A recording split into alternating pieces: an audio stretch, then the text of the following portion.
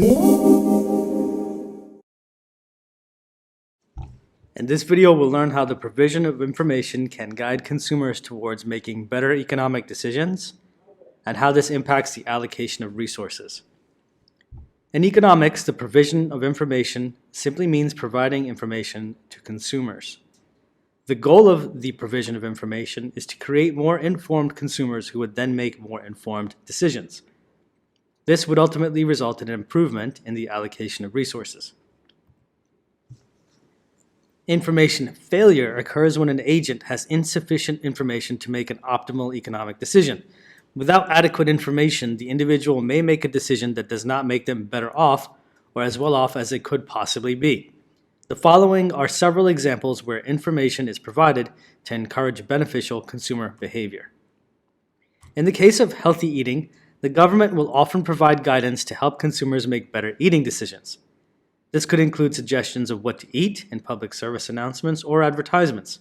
The image on the right was taken from an old publication from the U.S. Department of Agriculture, encouraging consumers to eat from what they call the Basic 7. Additionally, nutrition labels and ingredients are required to be labeled on a lot of food to help consumers understand what they are eating. Another example of promoting healthy choices would be advising people on the risks of using such medicines as painkillers. By alerting the public to the dangers of painkiller addiction, the government may be able to raise awareness of the problem and reduce the number of people who start abusing them. Another complicated process for many people is the idea of saving for retirement.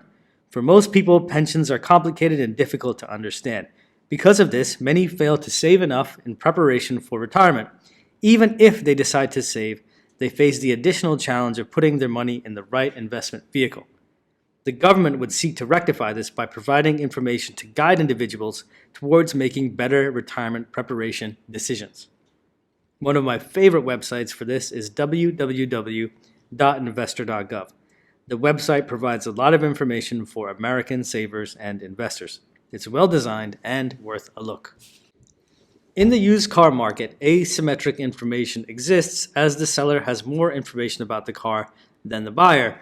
There is an unequal balance of information. The seller can withhold information about the car, and it will be difficult for the buyer to determine whether the car is worth the sale price or not.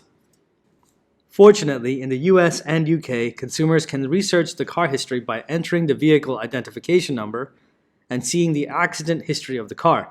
By making it easier for consumers to access this information, the government could reduce the number of poor quality used cars that are sold.